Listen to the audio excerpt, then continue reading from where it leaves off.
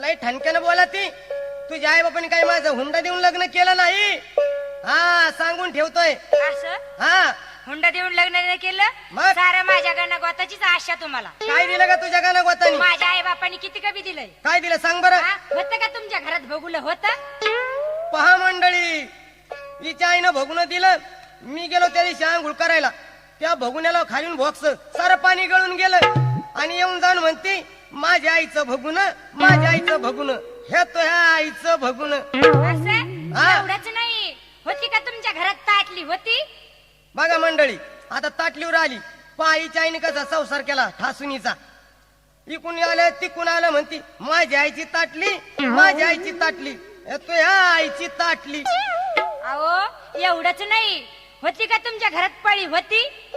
आता एवढ्या पळीवर आली बुवा. मग येऊन जाण म्हणती होती का पळी, होती का पळी. अगं तो ह्या आईची पळी